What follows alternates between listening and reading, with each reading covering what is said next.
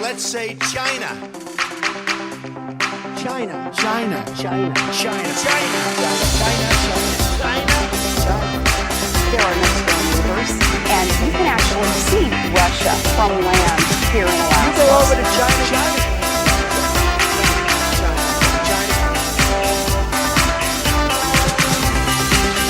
I did not have sexual relations with that woman.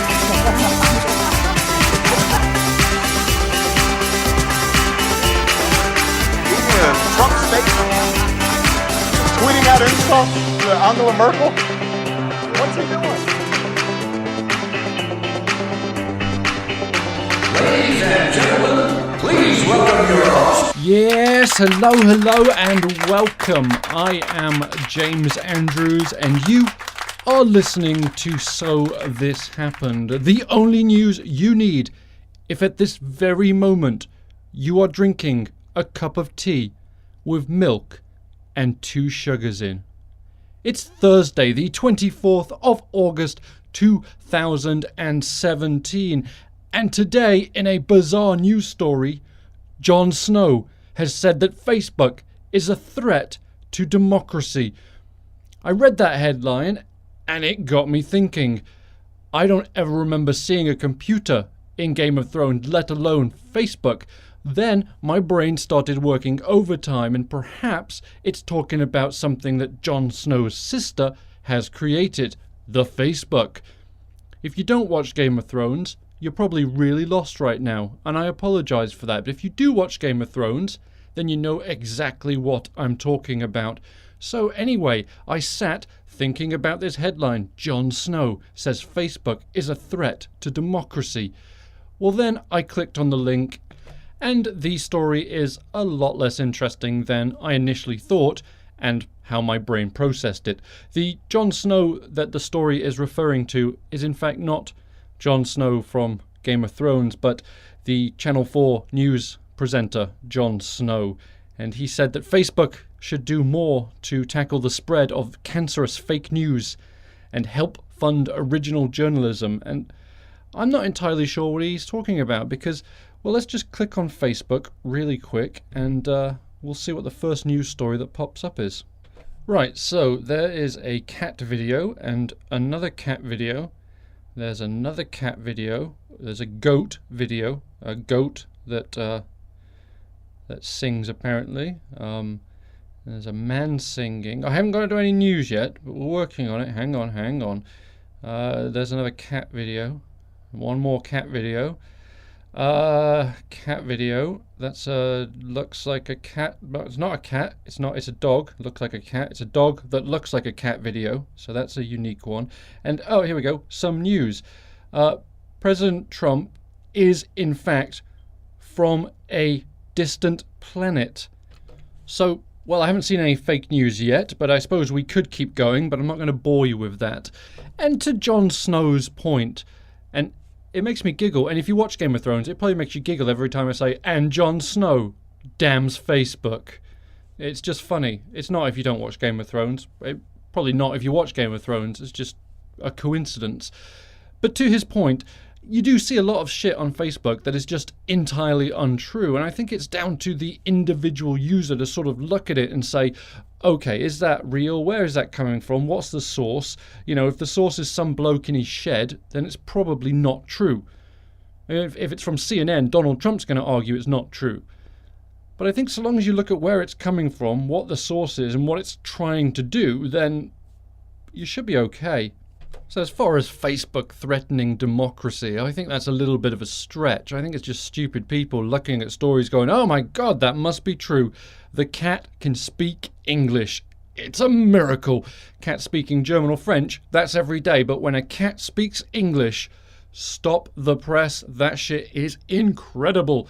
And speaking of incredible, this just popped up on my Twitter feed, and it's a retweet from Donald Trump. And I know, it's never good when it starts that way, but this is a montage of 4 photographs. In the first one, there is, the background in all 4 is Barack Obama, a black and white photograph of him, sort of looking down, serious. And then in the first image, there's this smiling, idiotic face of Donald Trump in full colour. moving across. Second image, he's moving further. Third image, he's half covering Barack Obama. And in the last image, he is completely eclipsing Barack Obama. And then the text under it says, "The best eclipse ever!" exclamation point. And Donald Trump retweeted this from a YouTube actor and a self-described political junkie, a man by the name of Jerry Trayvon.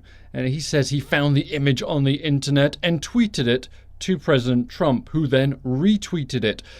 And this is one of those times when Donald Trump should have said, okay, let me have a look who this chap is that I'm retweeting, just to make sure that everything's great. Because if you go to Jerry Trayvon's page, a tweet from Sunday reads, and I quote, "We have enough of these Jews where I live, LOL. Someone else take them.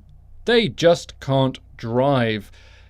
Now, Trayvon denies that he's anti-Semitic and explains that he was just making the point that it was an emotional expression. I was referring to New Jersey and the horrible drivers of that town, and that happens to be mostly Jewish people that live in that town. So what I'm basically saying is, I'm not anti-Semitic, I don't hate Jews, but they fucking can't drive. Not for the life of them. They can't fucking drive. I'm not anti-Semitic, but those fucking Jews, they shouldn't be allowed behind the wheel of a car because, my God, I don't know what's going on, but they cannot fucking drive, but I'm not anti-Semitic. I love them. They're great. If they just kept off the fucking road, I would love the Jews. Brilliant people, but off the fucking road, because you can't drive. And that's the kind of person the president thinks it's a good idea to retweet. Yeah, we'll leave it right there. And speaking of the Jewish people, this morning a prominent coalition of rabbis has pulled out of an annual phone call with the US president over his remarks about the violence in Charlottesville, Virginia, and his inability to condemn the KKK and the white supremacists only by saying there were two sides. And the four groups of rabbis said that Donald Trump's statements were, I quote, so lacking in moral leadership and empathy, and that they had no choice but to cancel the call. Now, the White House was quick to point out, obviously, that actually this call with the rabbis, that was an Obama administration practice. We just, that wasn't something we necessarily, we want to make our own traditions, because nothing against the Jewish people, the rabbi. They can't fucking drive. That's true. But apart from that, we have nothing against the rabbis. But that's a tradition that Barack Obama started. So the fact that they pulled out doesn't matter because we didn't even want to talk to them anyway. Yesterday, we talked about the story of Steve Mnuchin and his lovely, sweet wife, Louise Linton, who made those delightful comments on Instagram. Well, they're back in the news today. There is a watchdog group that suspects that the official trip that the US Treasury Secretary took was planned around the eclipse, so it would give him and his wife an absolutely beautiful view of the moon covering the sun. Now, this is probably one of those things that nobody would have even noticed had she not made these really snarky comments on Instagram. So this just goes to show you there is a thing as karma, and it's a bitch. Which is funny, because so is... I'm not going to say that. I'm not going to get myself in trouble today. I might get myself in trouble today, but it's not because I'm going to call Steve Mnuchin's wife a bitch. That would be silly. And my envy meter shot through the roof today when one very lucky Massachusetts lady won a $758 million lottery. The mother of two, Mavis Wankzik. Sorry, I'm like a 5-year-old. I hear wank in a word and it instantly just sets me off giggling. But Mavis Wankzik, she's 53 years old. She bought the ticket in Chicopee in Massachusetts. And, well, she was very excited. She said, the first thing I want to do is just sit back and relax. If I won $758 million, I can think of many things I would want to do first. Sitting back and relaxing is probably not one of them, but each to their own. And congratulations, Mrs. Wankzik. From Chicopee. Ooh, my inner child's out today. And I'm actually surprised Donald Trump doesn't own a house in a town called Chicopee, because we know chicks and pea is something that Donald Trump is intimately familiar with. You know I own a house in Chicopee. It's not just an address, it's a way of life. And on to serious news. The president is threatening to shut down the government if they don't pay for his wall in Mexico. He said this at his rally in Phoenix. Well, now the obstructionist Democrats would like us not to do it, but believe me, if we have to close down our government, we're building that wall. Let me be very clear to Democrats in Congress who oppose a border wall and stand in the way of border security. You are putting all of America's safety at risk. You're doing that. So there's Donald at the rally saying, I'm going to shut down the government if I don't get my wall. Well, a government shutdown is fairly unlikely. Even the spineless Paul Ryan said, I don't think a government shutdown is necessary. And I don't think most people want to see a government shutdown, ourselves included. And today, Donald Trump is not backing down on his threat to shut down the government. If anything, he's escalating it. Kellyanne Conway, also known in some circles as Heroin Barbie, echoed what her boss was telling her when she said this morning on Fox News, of course, that Trump is steadfastly committed to building the wall. And then she said, and I quote, anybody who's surprised by that has not been paying attention for over 2 years. So he's telling Congress he's building the wall.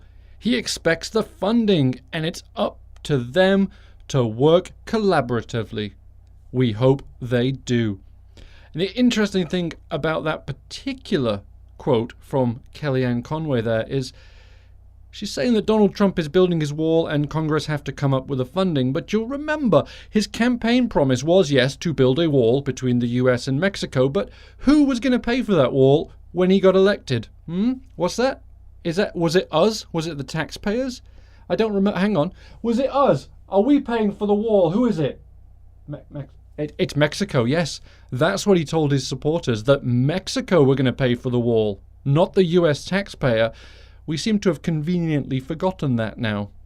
And with the September 30th deadline fast approaching for the government to essentially fund itself, which will in turn pay for Donald Trump's wall, the president decided to hit out at his two main guys, Mitch McConnell and Paul Ryan. In a tweet today, he said, I requested that Mitch M. and Paul R. tie the debt ceiling legislation into the popular VA bill, which just passed, for easy approval. They didn't do it, so now we have a big deal with Dems holding them up, as usual, on debt ceiling approval.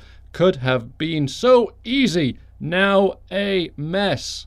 And so apparently that's how Donald Trump thinks is the only way he can get things done now, is by taking something and just slipping it into something else, which is guaranteed to pass. Sort of like when he gets married, because in that marriage certificate there is an ironclad prenup that he just slips in there, as if, no, it's just the marriage certificate. Just sign right there, Melania. Yep, one more. Okay, and just initial there, and one more. Okay, nope, this is just a marriage certificate. Thank you very much. But it is getting stranger and stranger. Every single day, Donald Trump seems to be attacking his own Republicans more than the Democrats. He sort of mentions the Democrats in passing, just kind of like, Democrats, fuck off. But he is going after his own people viciously. Even today, he went after Mitch McConnell again. And he just wrote, the only problem I have with Mitch McConnell is that after hearing repeal and replace for 7 years, he failed. That should never have happened. And that does not sound like the tweet of a man that only has one problem with someone. And we know that Mitch McConnell and Donald Trump are complete polar opposites when it comes to personality and, I was going to say intelligence, but I'm not sure on that one. But complete polar opposites. They're always going to butt heads. But surely what a president should do is sort of say, okay, we've got our differences, but, I'm the president, you are the Senate majority leader. We need to kind of, work together and just put our differences aside and get stuff done. What do you think, Mitch? Yeah, come on. Bring Paul Ryan as well. Yeah, because he's got to be on this as well. Come on, let's all sit down, hold hands and sing Kumbaya. And while that beautiful image of peace and getting along is in your head, we're going to end our conversation. Thanks very much for listening today. It was fun as always. And if you'd like to continue this conversation, we can do so on Twitter at @SoThisHappened. And don't forget to like and subscribe to the podcast on iTunes, Google Play, or wherever fine podcasts like this one are to be found. And if you feel that you would like to donate to the show, you can always do that on our Patreon page at patreon.com/SoThisHappenedShow.